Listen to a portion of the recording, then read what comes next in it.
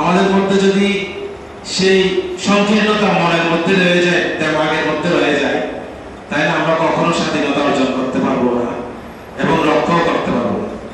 আমাদের বিগত সময়ের স্বাধীনতা যেমন 53 বছরে আমাদের মুক্তির কোনো পথ আমাদেরকে দেখায় নেই, এই 54 বছরে এসে যারা শাহাদাত বরণ করেছেন 24 সালে, তাদের সহায়তা আমরা এনজয় করতে পারবো না যদি আমাদের মধ্যে মনুষ্যত্বকে ফিরিয়ে আনতে না পারি।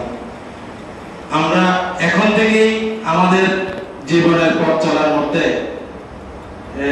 অনৈতিকতা আমি দেখতে পাচ্ছি।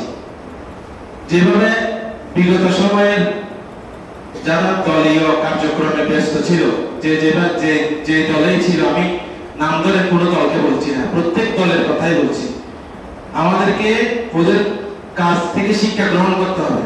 ওরা যেভাবে বেপরোয়াগিরি করেছে, আমরা যদি এই সময় এসে ওদের মতোই বেপরোয়াগিরি করি, তাহলে আমাদের মধ্যে আর ওদের মধ্যে কোনো তফাৎ থাকবে না। আমি আজকে আসরের নামাজের পরে এই মুন্সিফ বাজারে গিয়েছিলাম একটা কাজ করতে। ওখানে আমি দেখেছি রাস্তাকে কিভাবে বন্ধ করা হয়েছে।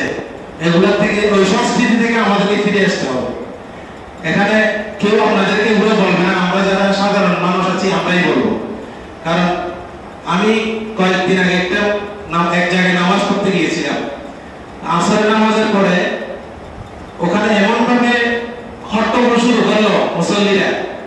ওরা ইসলামী আন্দোলনের মানুষ হতে পারে হয়তো, কিন্তু ওদের মধ্যে কোনো ইসলামী সংস্কৃতি কিছুই আমি দেখিনি। সবাই পাঞ্জাবি পড়েছে, টুপি মাথায় দিয়েছে, সবাই টাকনুর উপরে পড়েছে, ঠিক আছে, সবকিছু ঠিক আছে, কিন্তু আসরের নামাজের পরে যারা মসবুকি যারা নামাজে অংশগ্রহণ করেছে, ওদের নামাজ শেষ করার জন্য সময় দিতে হবে কিনা। যদি একান্তে কথা বলার দরকার হয়, বের হয়ে আলোচনা করার কোনো সমস্যা নেই। এই সংস্কৃতি থেকে আমাদের ফিরে আসতে হবে। আমি আমার মামাকে বিশেষ করে অনুরোধ জানাচ্ছি, আপনি ওই মসজিদে গিয়ে আমার কথাটা জানিয়ে দিবেন। আমি নাম ধরে বলছি না, এটা সমালোচনা হয়ে যাবে বেশি, আবার খারাপ মনে লাগবে সেজন্য।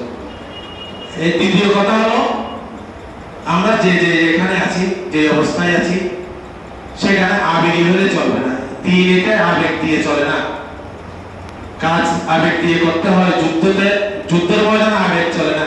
যুদ্ধের ময়দানে কিছু সিস্টেম আছে, ওগুলো ফলো করতে হবে।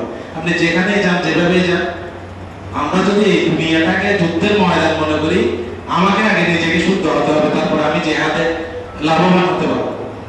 আমিও যদি, যারা বিগত সময়ে রাজনীতিতে ছাত্র জনতা যেমনি সবাই এসে যেভাবে তালিকা প্রবাহ করেছিল, আমরাও যদি ওদের মতো নেতাদের পিছনে পিছনে ওইভাবে দৌড়াই, তাহলে আমাদের আর ওদের মতো কোনো তফাৎ থাকবে না।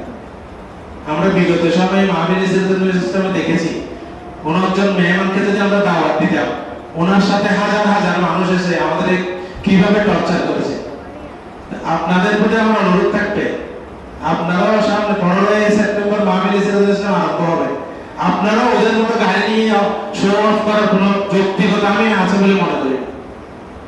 প্রত্যেক জিনিসের একটা সৌন্দর্য আছে, ওই সৌন্দর্য যেন আমরা রক্ষা করতে পারি।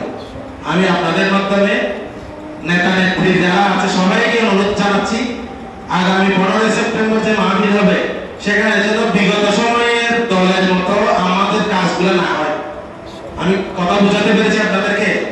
আপনাদের বন্ধু বান্ধব, আত্মীয় স্বজন যে দলে দায়িত্বে আছে, আপনারা সিরাতুন নবী মাহফিলের পক্ষ থেকে যেন সিরাতুন নবী মাহফিলের স্টেজটাকে বিগত সময়ের ছাত্র রাজনৈতিক দলের মতো, যুবক আরো যারা আছে ওদের মতো যেন মাহফিলে সিরাতুন নবী সাল্লাল্লাহু আলাইহি ওয়াসাল্লামের মর্যাদা রক্ষা করে চলতে পারে, সেই ব্যবস্থা আপনাদের করতে হবে।